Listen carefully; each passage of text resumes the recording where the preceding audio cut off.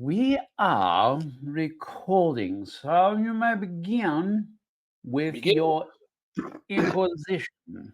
All right, let's do this. Hey, everybody. I am Tim from Las Vegas. And I'm Sam from the Pacific Northwest. Welcome to the stream, everybody. Actually, it's not a Yes. stream, it's a recording. I'm so used to doing streams. It is My a recording, bad. yes. That's good because you can edit a lot of stuff out. So it is a recording, yes. I'm going to have to edit something out. But here we are again. It is getting towards the end of July, coming up on August. Man, this year's moving fast, isn't it? It is. I mean, it is quick, fast, and in a hurry. Yeah, you're correct. Yeah, next weekend they got Gen Con, Yep. which is, isn't it a little bit earlier this year than usual, or is about the same It time? seems like it is, but I mean, we just got through saying how fast the year's going, so it might just seem like it's earlier, but I mean, first weekend of August Is what it usually is? I don't know that that's what it usually is. That's what it is this year. So Right. I was just saying that to set the bar that's what it is, and if that seems like, it seems to me that I don't think I've ever had it. I don't remember ever having to, like, for example, I used to be a school teacher. Yep. And I usually didn't go to Gen Con because it was right before the beginning of the school year. And the beginning of the school year is usually the end of August or, the first couple weeks of September, depending on what school district you're part of. So it seems like it's earlier than it usually has been, but I don't know for sure. Right. Well, that's good. I mean, I guess, more people can attend, especially if school hasn't started yet. So a lot of teachers and, students and stuff like that. Yeah, that's another thing. Indianapolis has weird school systems and weird start times. So it's weird because, like, I've gone in years past, and the people that I've stayed with, they were from the area. And they would talk about how, we've been in school for like 2 weeks already. And it's like, we just started. It's like, so they have weird school districts, like, do what they want to do almost, from city to city, it seems. But that's an interesting thing. Yeah, hopefully more people will be able to go. Maybe that's why it's earlier, if it is earlier, so that they can get more people at the tail end of their summer rather than lose some people because it's the beginning of school. I don't know. Right. I haven't looked at the ticket sales or anything, but I know last year it wasn't, or the year before, there's 75th, not 75th. What am I talking about? 50? I don't know, whatever. But they had 75,000. I think they sold out like pretty much all days, like 2 years ago. So I wonder if they're running that same kind of trend where like all badges are selling out and they're just, hitting max capacity.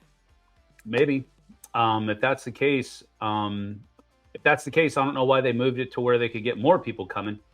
Because if they're at max capacity, then it doesn't matter when you hold it. You won't be able to sell any more tickets. That's true. That is true. I mean, I have no idea. Honestly, I don't keep track of that kind of stuff. I usually have to check my calendar 3, 4, 5 times before I actually commit to stuff, because I'm like, oh yeah, I can make it. Oh, I forgot to tell them I can make it. Yeah. Let me double check again. Make sure. I have to check and double check and check and double check, and it usually means that I don't go to things. Right.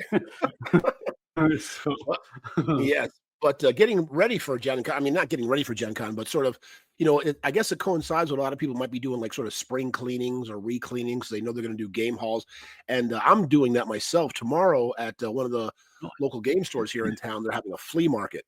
And I've already been purging, getting rid of games, and I'm getting rid of a whole bunch. I got a stack over there of games and shrink wrap, Kickstarter, all that. So, I'm getting ready to do a big purge and just dump them. Wow, so have you tried the games, or did you just like? Oh yeah, no. Sometimes it's weird because again, having the game store for so long, being in the board game industry, just getting whatever. I've just accumulated games, and a lot of the games I don't know how I've gotten or where they came from. But like right over there, I got the Castles of Burgundy Special Edition and Shrink. Starcadia Quest. That was a Kickstarter from what, 10, 15 years ago, whatever. Still in shrink. I have no, like, yeah, I don't even. That was again new. I was just buying every Kickstarter. I got Sure. Ark Nova in shrink. I don't know why I have that copy. Galactic Cruise in shrink.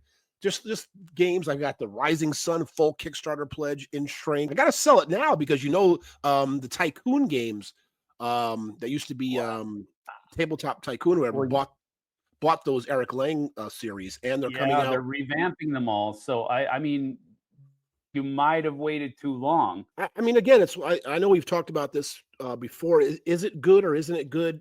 When you bring like existing copies, because it's one of those kind of things. Like I would argue that Rising Sun more than Blood Rage have sort of been out of the ether for the past couple years, right? It was hot like when it came out and for a while, but it sort of like died off. Blood Rage, I still believe, is in the top 100 somewhere, right? Or not? I'm not sure, but anyway, it just seems to me Go that ahead. Blood Rage has been more present than Rising Sun, so it sort of is going to spark new interest, and I'd be interested to see how this new audience, for lack of a better term, that has sort of missed that window or maybe hasn't even heard of Rising Sun, whatever, is going to accept Right. it and how they're going to buy it and do it. So it's going to be interesting to see, because like also with who was it? Asmodee, right? Like bought the Zombie Side line from Simon. But Zombie Side has been sort of ever present, right? There's always a edition. People are always playing it. Yeah. So I think that's fine. That's always going to, keep rolling. But when you got a game, Yep. like I said, in my opinion, like Rising Sun, that's sort of just been silent or sort of out of consciousness in the board game industry for several years now, I wonder how that will Yep. be received coming back again new. There might be little pockets of Rising Sun interest that's still out there. We just haven't experienced that. Course. But I do agree with it. I think Blood Rage was probably, out of the three, I think Blood Rage was probably, and again, I'm biased because I like it the best, but I think it was more palatable to a larger number of people. Rising Sun and Ankh both had their nuances, and those nuances really kind of proved to be, at least from the people that I've talked to, those nuances that those two games had were polarizing. And Blood Rage Blood Rage had the Loki strategy, which was a polarizing thing for it, but that was it. And it was a clear thing that you could battle against. I think the other two had things that people generally didn't like that much, Mhm. and they were part of the game that, and it couldn't really be defended against. The combining power of Ankh at the end, and then that person just kind of, those two people just kind of steamroll everybody else trying to get up to the top. That was a polarizing thing, in my opinion. Although the two-player game doesn't have it, or the two-player mode doesn't have it, so that's a good thing. The thing for me, at least, in Rising Sun was the wagering during conflict, the conflict phase or something like that, where how well you did on each part of the conflict was determined by how much money or something. I can't remember exactly what it was. It's been so long since I played it, and I just didn't like that wagering aspect of conflict. I just thought that was out of place. Who knows? I Right. at the very end, people buy miniatures because miniatures. And if they do new sculpts on all of that stuff, that's going to be something to keep your eye on, because with Blood Rage, at least, it's a very popular game. It's number 59. I went and checked. It's number 59 in the top 100. Which is because Blood Rage is not really a Euro game; it's a hybrid, and BGG is a highly Euro focused site. So True. for it to be in the top 100 in a highly Euro site, that says a lot, at least in my opinion. So, but again, Rising Sun, and I can check real quick. Rising Sun clocks in at Oh, 147. That's not bad. And No, fair then bet at all. Ankh. Well, if I can remember how to spell Ankh. ANKH. ANKH. That stupid H. I never remember what order the K and the H go in. That slides another 100 places and it's at 240. So Okay. you've got 59, 147, and then 240. So Blood Rage is by far the most popular, Yes. hands down, not even close to being in second. And the other two are just not as. Yeah. It's funny. Just I'm sort of sidetracking a little bit, but you mentioned that Blood Rage was number 59. I Yeah. believe if you got the list up there, because I just looked, I think it was today or last night. Um, and Agricola was number 60. Is Well, that correct? I mean, And yes. okay, well, And no, the reason I'm just bringing that up, because like I said, I'm getting off topic, is because um, when I sort of was introduced to BGG in 2007, Agricola yeah, was number one, uh-huh. and it's just like seeing that at number 60 now. It's just like weird to me. You know what I mean? That's just like way down there. So Well, I mean, to me, it just says that people are coming to their right state of mind, that they are understanding that Blood Rage is definitely a better game than Agricola. That's what it means to me. oh, okay. I guess I'm not even comparing the two. I'm Oh, just saying. oh, I am.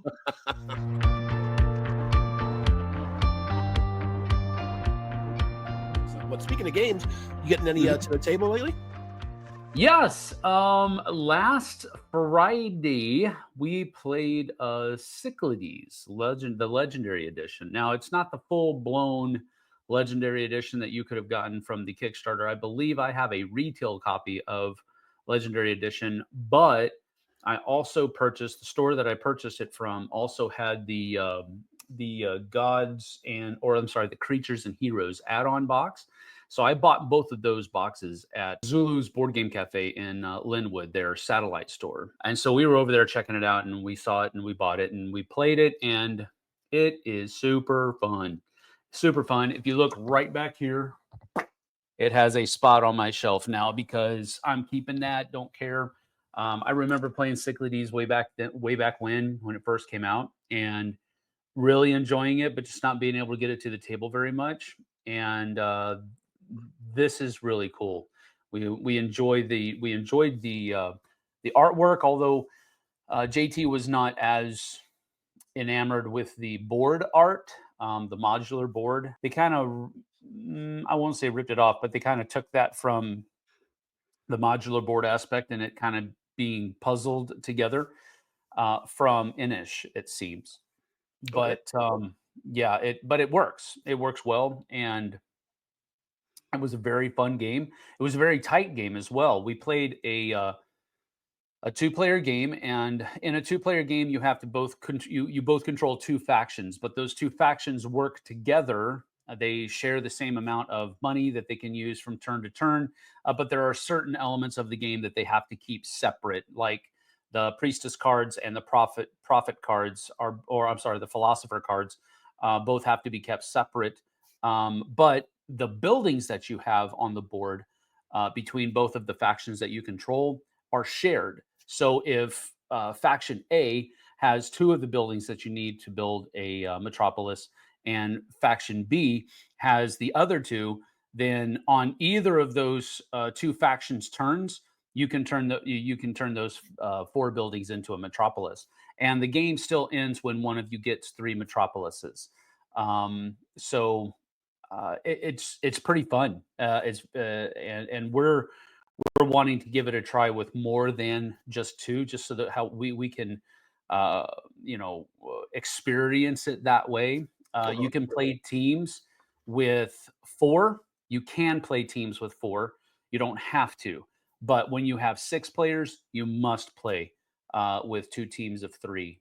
And we're looking forward to giving all of that a try pretty soon. But we really enjoyed ourselves, and we did a couple things wrong. We forgot until about halfway through the game to do the upkeep phase, which is where you have to spend priestess cards to keep control of the mythical creatures that you have on the board. We forgot to do that, so that threw off the game a little bit, but we remembered about I don't know, 2/3 of the way through the game, and then continued and kind of retconned it. So it still worked, but even with that small mistake, we really had a great time. Good. Really a great production as well. So it's a great little game. Cyclades Legendary Edition. Really glad I picked it up. Oh, very good. Yeah, I haven't. I played Sickleys a long, long time ago. Don't even remember anything about it, to be honest with you. Right. It was back right when it first came out. Yeah. But yeah, I'd be all definitely willing to get it back to the table again to see. It's basically just an area control game, but the actions that you can do on your turn are based upon the gods that you have the favor of for that turn. So, and the way you get favor with the gods is that you have to bet, you have to offer, your sacrifice of money, and it's bidding. So you can, if somebody gets bid up, then they have to go to a different god and bid on that one. And then if they lose that, they can go back to the first one if they want to. But you bid on how much you're going to spend to gain the favor of the gods, and that's the actions that you can do. It's just really fun. So it's really kind of a bidding, an auction bidding game with an area control element in it. That's pretty much what it is. And then you're also trying to build metropolises first.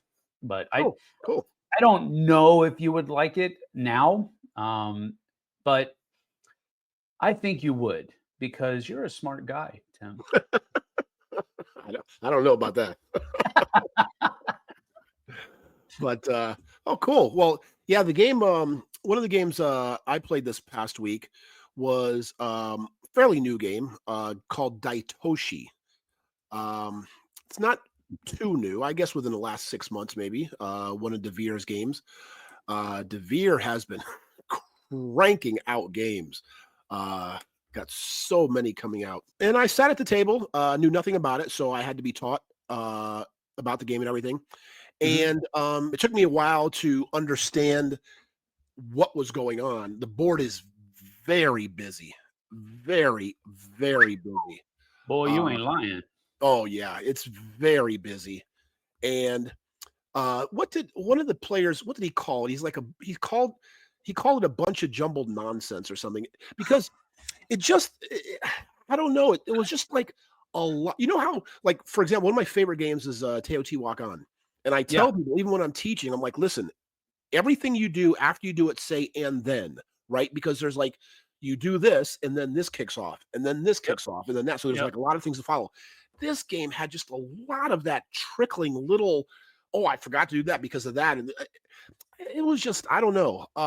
I will play it again for sure because at Yeah. least I will know what I'm doing to start. Mhm. But I don't think after that next time if it'll ever get to the table again because it just seemed like just a lot of stuff. Yeah. Um, and I just yeah, I don't know. So it wasn't. It definitely wasn't a game where, like, within the first 5 or 10 minutes, I'm like, "Oh, I love this. I know I'm gonna have a good time." I was Yeah. like, "Yeah, I don't know about this."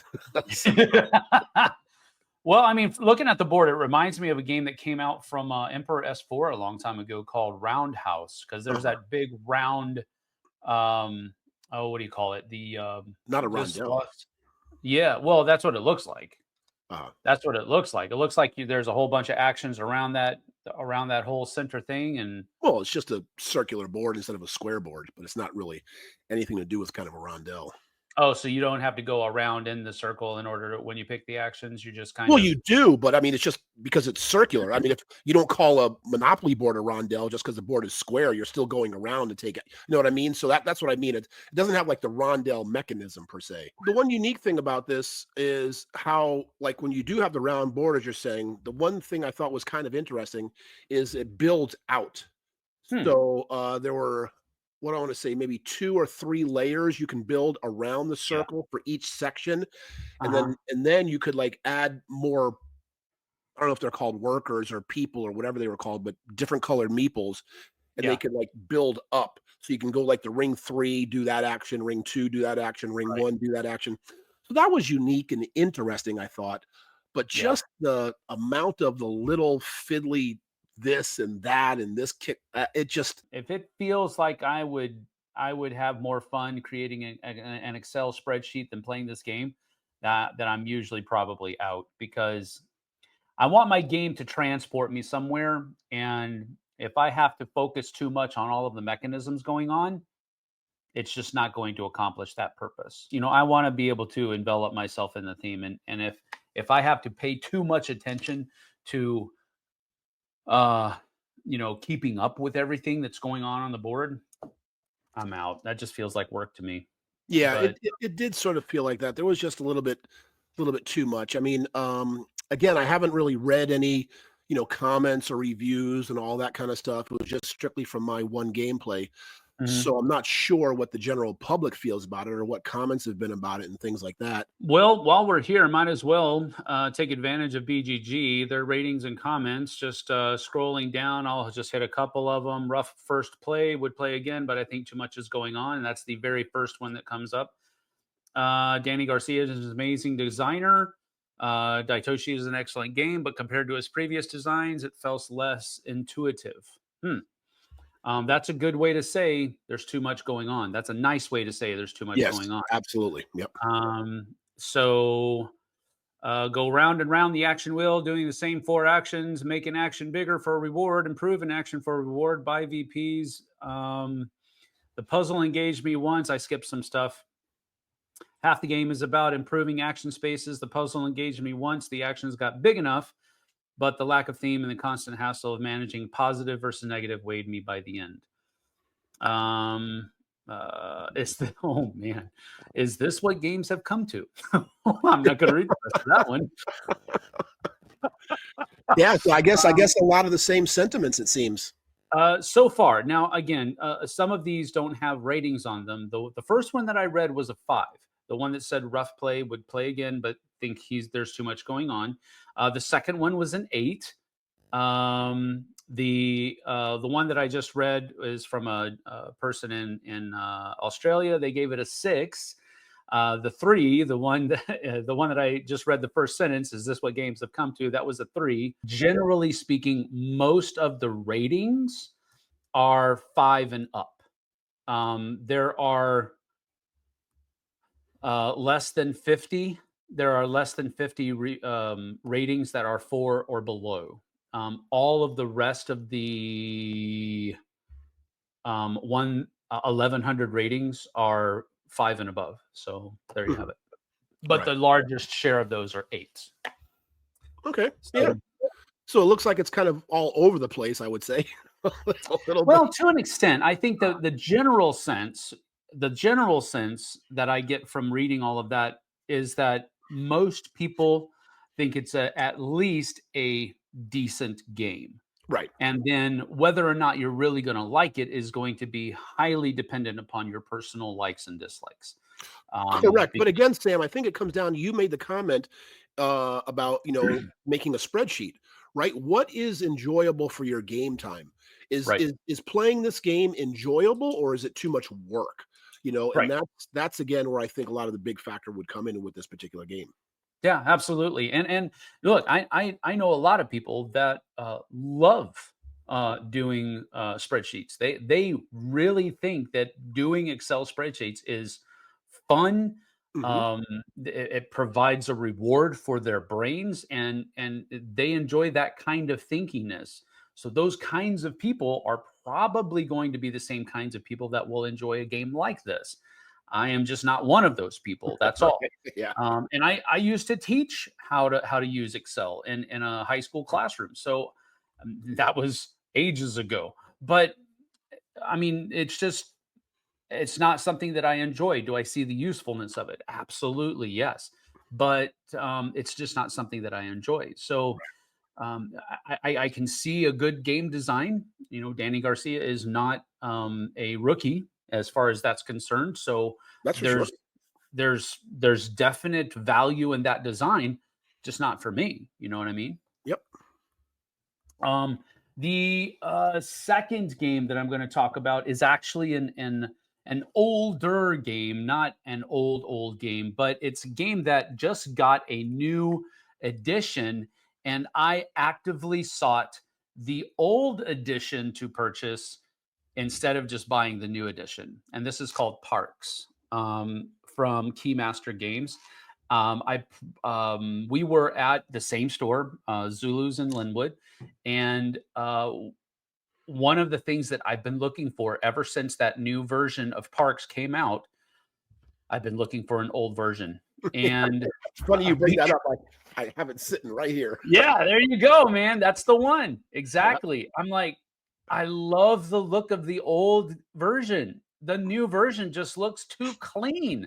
It's like it doesn't look woodsy. It looks polished and it looks it's not that it's bad artwork. It just doesn't invoke that feeling of going on a hike through the national park, you Right. know?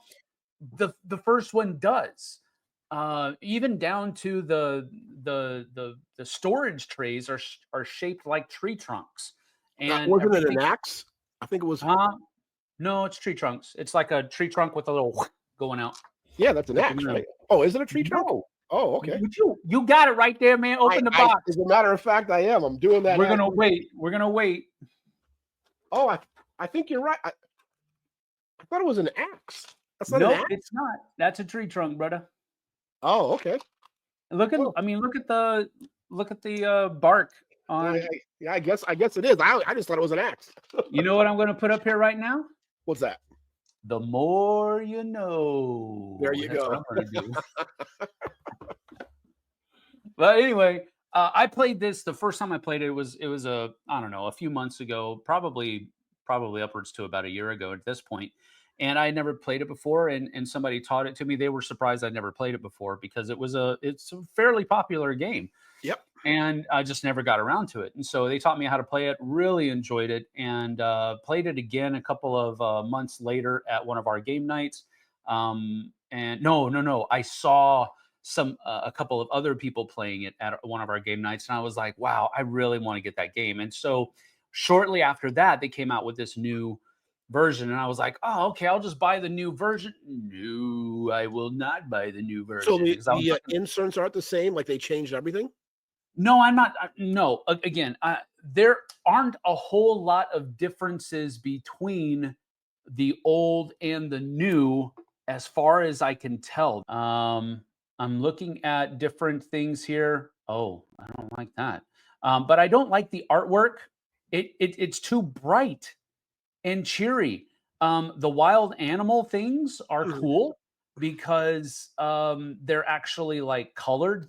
In the original, the one that you have there, they're just like wooden pieces that are they don't have any color to them at all. It looks like the inserts are very similar, but they're white plastic instead of brown plastic. And I know that's super nitpicky, and people are probably rolling their eyes at me at this point. But for me, it detracts from that theme.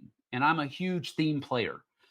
And if I don't feel like, or if I don't get the hint at the very least, that I am actually hiking through these different national forests, everything that you do to detract the game from that theme is a strike, in my opinion. Oh, I definitely agree with you, but I'm gonna throw something out there. Maybe I don't know if you thought about this, but so I've seen the new cover, as you're saying, and the new edition, and you probably saw Quacks, right? Quacks and Quackenberg did the same thing, right? They sort of changed that look, and so here's where I'm going with this is, and again, I'm not 100% sure on this, but I think a lot of these games are going into mass market, right? Target, Barnes and Nobles, things like that. And I'm wondering if going away from this classic rustic look, things that would appeal to board gamers, because you have to set yourself apart, sort of getting away from that and going to a quote unquote generic mass market look is for that reason. I cannot say anything against that. That sounds like very sound reasoning and sound logic. I absolutely do, and I think that there is a huge difference between how a game looks and does well in a niche hobby market, and how that same game needs to look in order to do well in a mass market setting. Right, because when like look at this, like look at this little title, Parks. But Yep. now it's a big Parks in like white, Yes. right? So it's Yes. going to stand out in an aisle in Target. Get it. Yeah. I get it, but again, I actively stayed away from that new version for that specific purpose, you Yeah. know? And so I liken it to just rolling the dice sometimes. And that's sometimes how graphic design is. You know that when you make a choice with graphic design, you are going to be, generally speaking, at least, um, separating yourself from a part of your consumer base, Mhm. because of the graphic design choice that you made.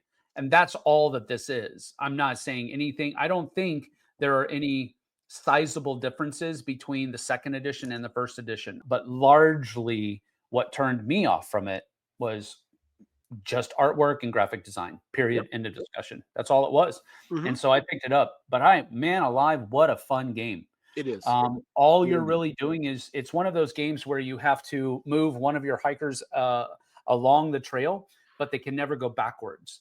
So when you move somebody, when you move one of your hikers over two or three of those sites, that hiker is never going to be able to return to those. Now, you do have two hikers. So maybe you can jump to one that you really need right away, and then you can follow up more slowly with the second one and hit some of those other ones that you jumped over with the first. But the solo version of the game, you're basically kind of racing against the rangers of the parks, because they're going, when both of those rangers get to the end of the trail, you're done. You get one more turn at the end of the trail, rather than being able to just pick up everything you need and then get there, which is a regular rule for the multiplayer game as well. There is that once, all but so many hikers are left on the trail, everybody comes to the end. But when it's just you and the two park rangers, um, it seems like it's a little bit more of a, how fast can I get everything done that I need to get done before those two rangers get to the end of the trail? Mm. That's what it feels like to me. Um, but I had a great time. I think I scored 20. I think I scored 24 points, which was the 1 point below getting into the next echelon of point scoring. And so I'm ready to try it again. It's really fun. I really enjoy the artwork of the old version. That's not to say that the new one isn't good. I just don't like it. I don't like the look. It's too bright. It's too cheery. It's too colorful. Which for me is like, do you hear yourself? Because usually that's like something I'm going, yes, I'm all about it. But it just felt too clean, and I love the rustic look and feel of the old one. So To me, it's just a step above as far as like teaching or learning or for the audience, just a hair step above, like sort of like Ticket to Ride, as sure, far as complexity. Not yeah, far, not too much. And I think the only couple of things were sort of like maybe like the canteen, yeah. adding just those and the what's the other thing with the little cards or something? You have gear. You Yes, have that's gear what it is. that you Gears, can use, yeah, and gears then and you campaign. also have the canteens. Yeah. Yeah, I think so. I think if like those two were eliminated, right, I think it would be Mhm. exactly on the level of sort of like Ticket to Ride. But it just Yeah. adding those couple other things steps it up just a little bit more. But still, it's easily within reach of those people who you're like teaching games to the first time to Yeah. kind of grasp. Because, like you said, you move your worker along, you can't go back. So people can understand it, get into it. It's very thematic, sort of. I mean, I'm not sure about like the campfire. You put your campfire out to go on a space with another person. I mean, I'm not sure what the You meaning build is, them a campfire so you can both warm yourselves around the fire. You're being friendly. but doesn't it go out if you go to another spot? Well, yeah, because you don't want to leave a fire going in the middle of a forest. Yeah, but I don't. Just don't get it. I don't understand why going to another player's spot. I You know don't what I get mean? it I don't know. either. It's Why did they call that the campfire token? I don't know. I know, but it's just little things like that. I'm just, but again, it's a really good game, Yeah. and again, just getting to know about the national parks throughout the is it all just United States, right? Yes. Yeah, so that's just really interesting because they got like the Virgin Islands and things in there like national parks. So it's a cool learning experience, right? Yep, it is. It's very cool. It's one of those games that hits the sweet spot of teaching you without feeling like it's teaching you something. Correct. Yeah. And that's where it remains fun, but you still get to learn something. So that's a really cool thing.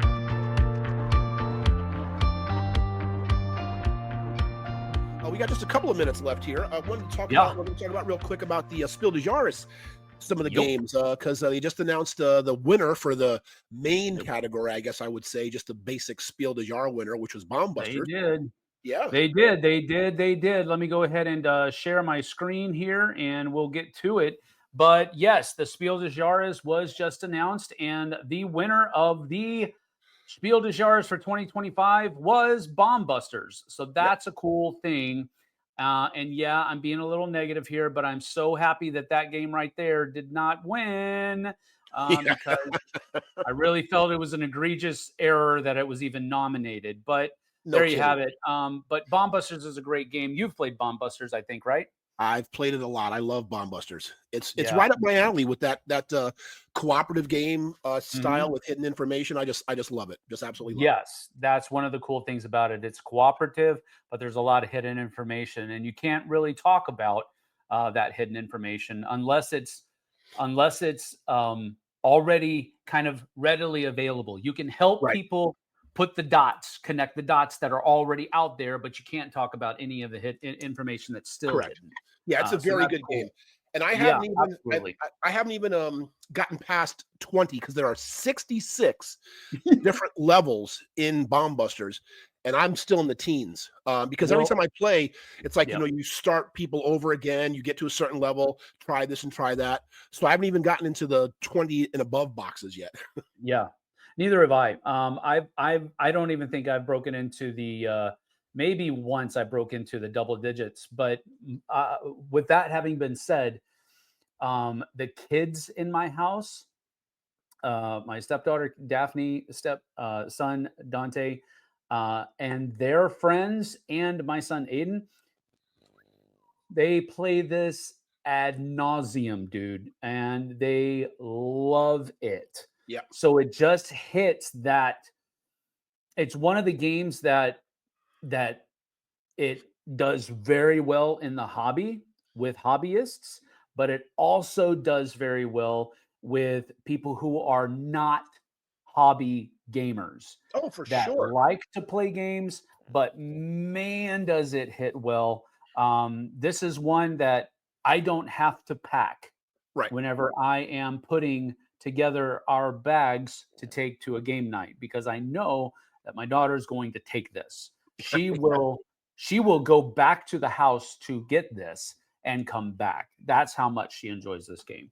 Yeah, and the So, thing about it yeah. is why I like this sort of genre, which Bomb Busters and like you say, the kids ad nauseum, they play it, people love it, is again, Mhm. this is why this is one of my favorite genres, is because when you win, everybody wins. So it's that Yeah, collective effort, and that's why everybody feels so good instead of absolutely. like when you're playing a game that's just there's one winner, you know, that one winner is gonna feel great.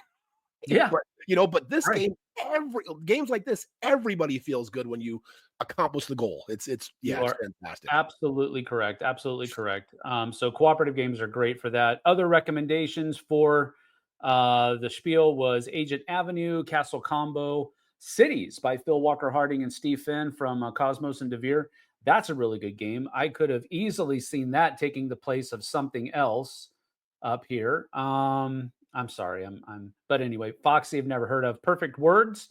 Have you played that one? Have not. I've heard of it, but I've not played it and haven't really heard much about it. And then Sherlock's Spurnassen, The Animals of Baker Street. I don't. That sounds strange. I don't know about that one.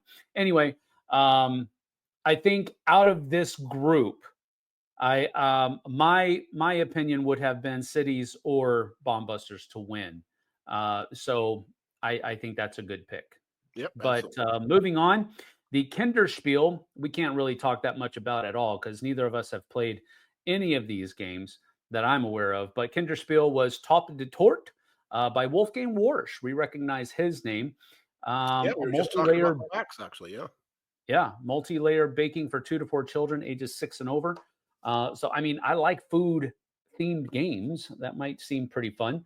Cascadia Junior is cool. So I've never played the junior, but Cascadia is a great game, and I have no idea what this one is, and I have no idea what these other ones are. But there you have it. There you have it. And then Kinderspiel, the strategy game award for the Spiel des Jahres. Endeavor Deep Sea is the winner. And I have to say, while I've never played it, I can see why this one beat out the other two. Loot is one of my favorite games. I really enjoy Loot a lot. I like the Viking theme. I like how simple it is to teach. I do not like Far Away at all. Far Away from me, and I say that I know that I'm in the minority. I'm okay with being in the minority on this. But Far Away just seems like, hey, let's do something weird and quirky just to do something weird and quirky. That's what that feels like to me. Ah, But The Gang, one of your favorites, was nominated. And really, The Gang, Loot, Far Away, and Endeavor Deep Sea are the only ones that I'm really familiar with at any level out of all of these. I've never what are heard the of other ones on Kari. there? I can't see that. Kari by Charlotte Cournod. Medical Mysteries New York by Buffalo Games, and then Zenith by Gregory Gerard and Matthew Roussel. Playpunk. Zenith. Never heard of I never think heard of any of those.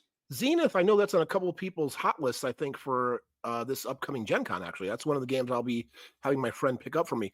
But yeah, Oh, it's funny because the four games you mentioned, I kind of agree with, right? The Gang, um, Far Away, Endeavor Deep Sea, and Loot. But I would say, Sam, those four games right there are sort of all very different. And they are. and that's what I'm not quite sure what like the Kinner Spiel means. You know Yeah, what I mean? Because I'm not gonna sit here and say that they have to be a Euro. They have to be whatever. They have to be a certain sure, type. But I'm sure. just wondering why those four are just so very different. How do they all fit into the same category? Because Right. because Yeah. the gang is not to me a strategy or a heavy strategy or whatever. I'm so confused by this category. Well, I'm looking up complexities, and again, I'm just using the geek, and I'm just using and the geek when they have a complexity rating on the geek, it is determined by what the community rates it. So it's an average of what it has been rated by the community. So there's a little bit of leeway here, but the complexity rating is a 1.59. Endeavor Deep Sea is a 2.90. That's a big difference. No, it is. It's a huge difference. Yes. Far Away is a 1.90. And then what was the other one? Loot? Yep. Oh, crud. If I could type better, that'd be good. Loot was a 2.10. So if we're just going by ratings, as far as complexity is concerned, Endeavor was like, well, yeah, that's what's going to get it. And that's what I'm saying because again, we don't want to spend too much time because looking Sure. up. So you go to the Spiel, right? Yep. What is their sort of average rating? And that's what I'm saying with the Kenner Spiel. If that's supposed to be a strategy thing, then I Yeah. don't know what their sort of floor is, right? Hmm. Hmm. For a certain level. And I don't know but it just seems like how can you have a 1.9 game, even though we're just using BGG rating, right? I don't know what their standards are, but you have a 1.9 game like the Gang and a 2 or a 1.5 I think you said it was, and then a 2.9. So how could those games both be in the same strategy category? It just doesn't seem equivalent to me. You know what I mean? I don't know. Yeah, I totally get what you're saying, and there is a lot of information on their website. That's what I'm showing right now, as far as the different criteria that they use. How does the voting process work? Um, and all of that kind of stuff. So there's a whole bunch of information on there. I have not read through this yet, so I don't want to say anything about it, but it does cause someone to question exactly what's going on. And so maybe Absolutely. that's the impetus that somebody that's watching this will need to go and read this. I mean, it's on the spiel-des-jahres.de website, so you can go and it's right here. It's frequently asked questions. But the one thing that I wanted to highlight is that you can actually go here to this database, and it has every winner all the way back to, The like, Heron if we Tortoise. go to, I mean, we've got, That would have been the Heron Tortoise was the first one. well, I don't know, because this one has 1979. I don't know if it goes exactly in chronological backwards order, but I'm on page 99. There is not another page. And the last one here is acquired by Sid Saxon, 1979, Alaska blockade. These were all recommendations for Spiel des Jahres. Let me see. Let me go back one Yeah, the page. first one it was David Parlett, Huh? the Heron Tortoise. That was the very first Spiel des Jahres winner. Yeah. Okay. Well, I'm not. Yeah,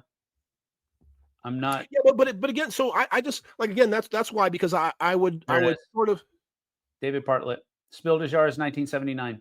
So yeah, that was the winner, I guess, and all the rest were specialty awards and then recommendations beyond that. So there you go. yeah, because Uh, I would argue those four games we talked about, the gang, loot, far away, and Endeavor Deep Sea are almost four different audiences. And what I mean by that is like how many people who play Endeavor Deep Sea, say, because that's more of the Euro 2.9 level, like you say, are even going yeah, to pick up loot, right? right. Like, so it's a very strange mix. And I again, get you. we both agree with how how do you even compare flips? Like, how is even Flip 7 just a No, game? game Like, of the year. yeah, I Game of know, the year, whether you I like it know, or not. That's not even. But that's the best game of the year. I know, I I don't know. get it. I think I would probably want to look into this more often. I think it's a good website at the very least, Mhm. that gives a lot of good information about the different things they do and how they do it and why they do it. Yep. So that's cool. There's a lot of stuff that you can look at. So at the very least, if you're interested in that kind of stuff and you're watching this, go check it out. It is at Spiel des Jahres with hyphens in between those three words, .de/en/. Right. And it's also, again, this is sort of a whole nother topic. We sort of touched on this. We talked about awards a while ago. But Mhm. just real quick to kind of throw this out there, it's also hard to, for lack of a better term, topple the apple cart. And what I mean by that is if Spiel des Jahres was the first one, which I don't know it was, but to sort of be worldwide recognized to sort of nominate games, and they were Yep. the only ones maybe for several years. And now you've Yeah. got like other ones coming. You got like the Tabletop Awards or Origins. You got these other things, the Dice Tower Awards, whatever coming in. Yep. But it's hard to topple the apple cart, right? The king's sitting on top. So it's sort of they're dictating the standard.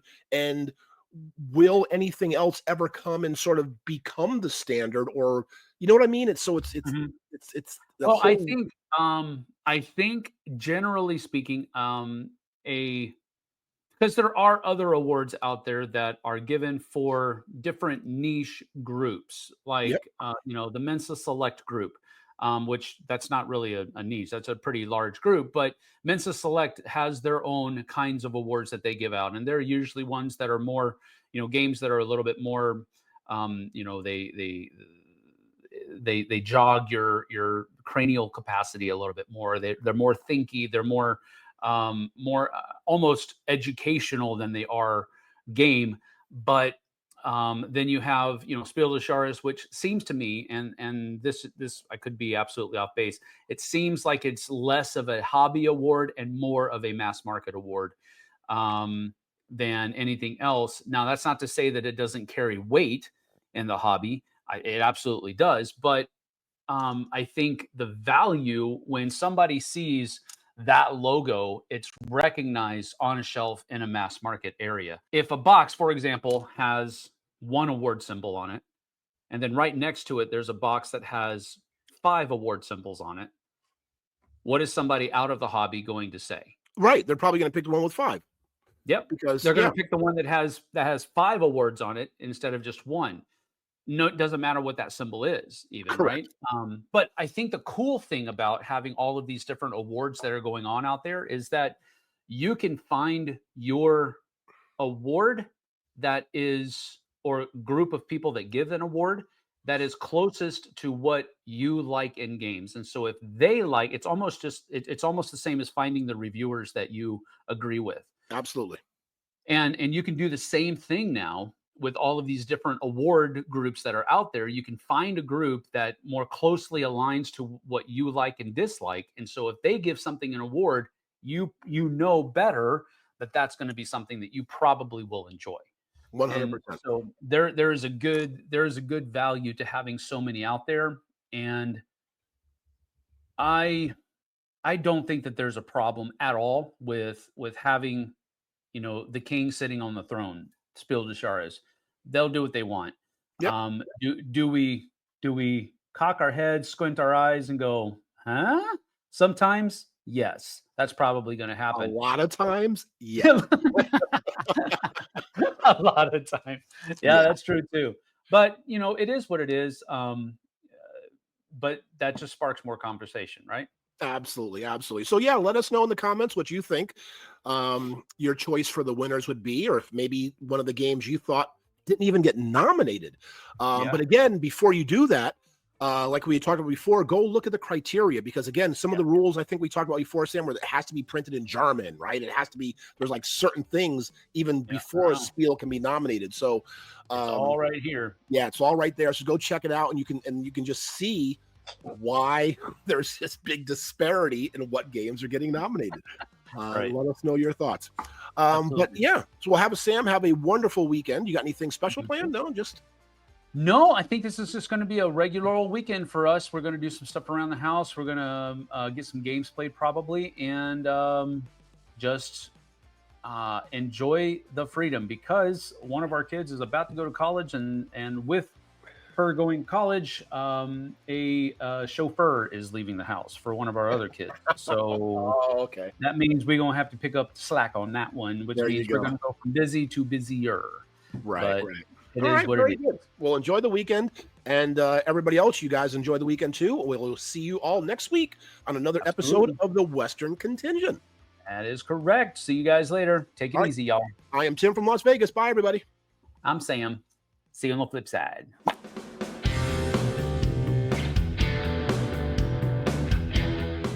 Hey everybody, thanks for watching this video. If you like this review or whatever you just watched, wasn't it amazing?